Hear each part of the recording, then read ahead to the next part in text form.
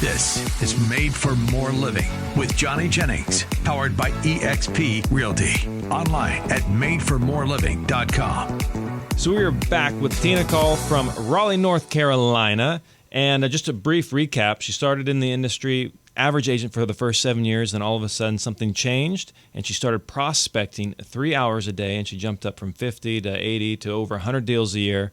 And then you decided to start a team, right? Mm-hmm. Yeah. Kind of just out of necessity. It wasn't like, hey, an ego thing. It's like, I have too much business. I need help. That's exactly right. And so once you started the team, you had one buyer's agent, then a second buyer's agent. Where are you guys at now?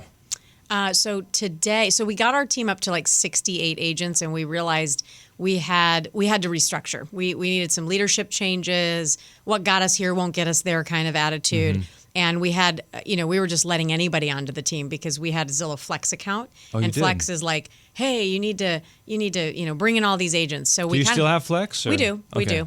But we've skimmed down. So we went back to who do we want to be around? We want hungry people, but we want them to be passionate about making calls and driven and motivated. So we're not just hiring anybody anymore. So we have right now, we're at 47 or 48 agents, which is great. And we have a whole new leadership team, which is awesome. They have a lot of experience in the industry, where before I kind of hired friends and brought people up that were not in the industry. Mm-hmm. And it was great. I mean, they helped build to where we were, but I knew we needed a new set of minds to get us to the next level, which we're at. So got it. And so now you're sitting with 48 agents. If somebody's looking, like, who would you say is a good fit? Like somebody that should be on a team that would benefit from being on a team? So I always look at statistics, and I've heard somebody say this, and I agree with it. It's like you can have ego or you can have money. And I think a lot of times, when you look at why people demonize teams or they don't want to be on teams, it comes from the brokerages not wanting teams to form, because teamrages are basically competition against the broker owner. Yep. So the broker owner wants you there doing your basic deals to get you to cap or to get you to whatever that minimum standard is, but then leave them alone. Don't do too many deals. Like, don't get too successful, because you're weighing down the staff. Anytime our team would work for Remax or Keller Williams or whatever, it's taxing. Like, we're getting a deal because we're doing all these deals, and we're still paying the same as somebody who did 16 deals. Yeah. And so I think that mentality is gifted down to kind of brainwashed to the agents. Like, stay solo. Don't work for yourself. You're an entrepreneur. The reality is we have agents on our team making $200,000, $300,000, $400,000 a year at 50-50, 60-40, 70-30 splits. So what we are is, I think a team is under 20 people, like 15, 20 people. That's a team. We're a teamridge, like we're a brokerage. Yep. And so we give high level of service. We supply a lot of the leads, that come inbound, so agents can turn it on and off like a faucet. They can still build their business through the years with their own referrals. Mm-hmm. So it's a great place to jumpstart, but it's a great place to scale. So if you're an agent that sells, the average agent in the nation sells 2 to 4 homes a year, that's the average in our market too. So these agents, everyone has to remember, they make 20 to 30 grand a year. Most agents are broke. That's the reality. Drive a fancy car, but they're broke. So all these agents are like, I'm solo. I sell 8 deals. And like, that's cool. You get to keep 100% of your commission or 80% or whatever it is. But 80% of 8 deals is not better than 50% of 50. Correct. So they have to work so much harder. Exactly. Well, so does everyone that has to make more money. Like, we all have to work harder to make more. So I think I just tell them, like, if you want to get into scaling your business and a volume-based business, we do volume here. I do volume at less. Like, I made $7,000 on average as a solo agent, but I make $2,000 as a team leader net profit. Mm-hmm. So yes, it's less, but I sell more homes because I have more people. So yes, you're going to make on average $5,000 to $6,000 a transaction here versus $8,000. But if I can get you to 20, 30, 40, 50 transactions a year, of course you're going to have to work harder, but you're just going to make a shit ton of money. So, and you have less overhead. No expense. You can go on vacation. Someone's covering your business. You've got true training. You've got, just hiring a coach is $15,000 a year. Yeah. Our partners don't have to do that. Having weekly, using the brains collectively, like we actually teach our agents to go out into the market and say to sellers, hey, most agents you meet with are going to tell you, we're going to test your price for a week. Like, here's the price, we'll test it.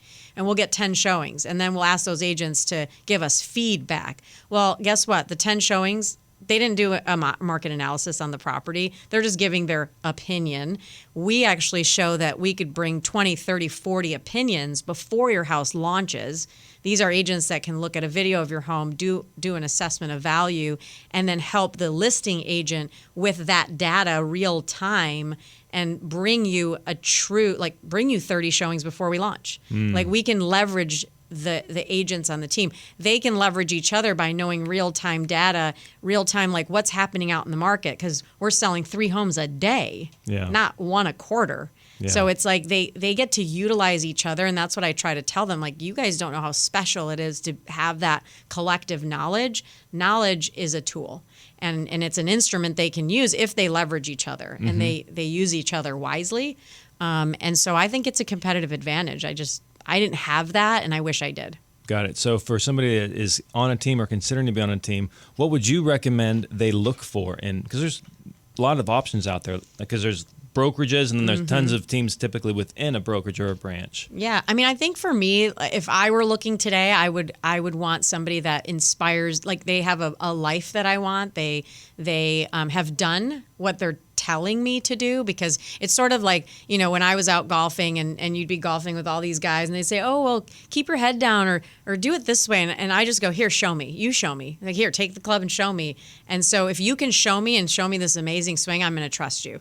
So just like a team leader, like, tell me that you did these things. Tell me that you walked through the trenches and you did it. And so I would want to know like that they had success. And then I would want somebody who was a forever learner that was pouring into organizations.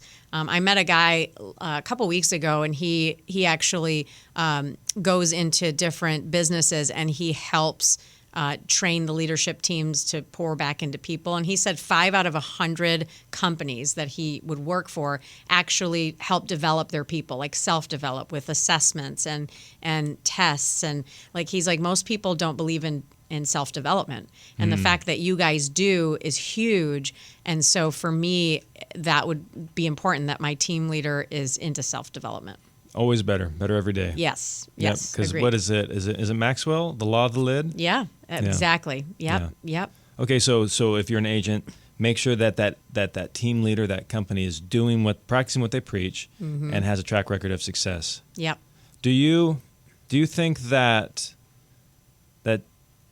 at some point, like, let me ask you this. So do you think the team leader should be responsible for providing all the leads, or do you think they should be doing a little bit of lead generation themselves? Or what's that look like? No, I think everybody should unanimously know how to hunt and self-generate. You can't just be like, oh, well, give me all the leads. Well, yeah, I mean, there are some, but what are you going to do once you get the leads? Because even if you were on your own and you got leads, you have to still cultivate those leads, drip on the leads, love on the leads. Like, you have to build relationships. And really, to me, the relationship starts after the closing. That's when then it starts. You're servicing until it closes. Now I get to cultivate and water the garden and get more deals out of these people and build trust. So for me, that's the relationship starter. So then they have to learn how to do that, so then they can grow their own business and have eventually maybe 70% is self-gen, 30% comes from the team, and I don't know, maybe a few other sources, but they should go from all team business to 50-50 to 30-30-30, and just have different buckets, so they can not, like, what if one lead source goes away from your team? Now what do you have? Like, if we lose Zillow Flex, as long as they've done other things, they should be okay. Yep. And if they know how to hunt, the important thing for me is they know how to hunt. And they know, like, if I decide to shut down the team tomorrow, now what? Like, they should know what that is. So they should know how to build a business, build a team, do their taxes, like all of it. So they know enough information where they can go start their own team. And we've had agents do that. We've had a couple agents go, I want to start my own team. Good, go. Yeah. And then others are like, I'm going to be here forever. And then others are like, I just want to be solo. Great. I mean, there's a flavor for everyone. Yep. But as long as I'm not, the worst thing you can do is not pour into people. And then you have a bunch of unmotivated, untalented people around me. Like, that would be a no-no. Like, So you're looking for hunters. You're looking for people who are like committed to the industry. yeah, I'm looking for growth. Like they want to grow and they'll do whatever it takes because there's nothing worse than laziness. Like if they're like, I just don't want to work that hard. Well, then don't pick this team because like, could you imagine joining like an elite football team and like, I just don't like to practice. Yeah. Why are you here? Like, we're not going to win championships with you. So you're only as good as your weakest player, and we just don't want really weak players. That makes perfect sense. So as we wrap up our time today, if somebody's looking to hire an agent, what would be like the 3 things they should be looking for in somebody? You mean a seller or buyer? Yeah, seller or buyer, if they're looking to work for somebody. I think for me, it would be somebody who's confident, somebody who I'm going to put in front of, like if I'm a seller and you're going to represent me, I want to see how did you treat me? How professional were you from our first conversation to how you showed up? Was your hair done? Did you look nice? Did you shake my hand professionally? Did you look me in the eye? Were you confident with what you were telling me? Can I be led by you? Because if you are letting your clients lead you, I don't think that's professional to me. Like, what is the point? Why are they paying you? Why are they paying you? If they're providing all the expertise and all the feedback. Correct. Yeah. If you lose the negotiation, like, cut your commission. Okay, how much? Well, the other guy said they do it for this. Okay, I'll do it too. Like if a seller is not afraid of that, they should be, because your agent just lost the first negotiation to you. Yep. It's pretty bad. That's a good point. Right? So you want somebody that's confident. Yes. And experienced, probably. Experience is one thing. I mean, somebody gave me a shot when I was younger, but I felt like I came off confident, even though I was shaking inside. So you have to be confident and feel like, you can at least pretend that you're confident, or just be confident and authentic and say like, hey, I'm going to dedicate all my time, but I've got these people behind me. I got you. Like I can get the answers. And I think that's the key. I think that's what buyers and sellers want. I agree. They want the confidence. They want the certainty that, hey, this person can get the job done, whether it's buying or selling the home. Yeah, and information. Like you should be like so into learning everything about your area, like literally everything, like an encyclopedia of your area. So that way, you do bring a little bit more value to the table when you're showing buyers, and they're not telling you all about the area. Like that would be terrible. Yep, that doesn't inspire confidence. No. So, well, hey, thank you so much for being on the show today. Wish you guys tons of success. Hopefully you can come back next year and maybe you'll be cracking 2,000 homes. Hey, maybe. I All right. hope. Thanks for Tina. having me. You're welcome.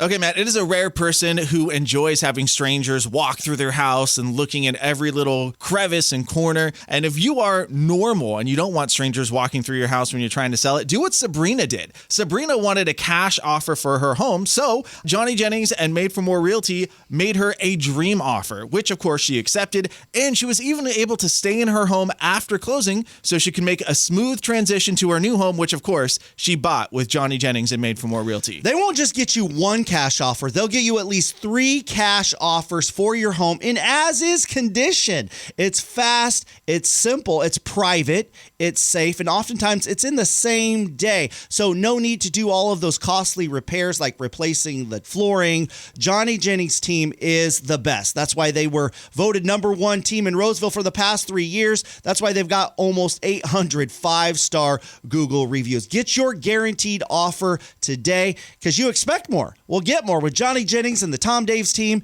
at Made for More Realty. Just Google Made for More Realty today and get more for your home. License number 581837.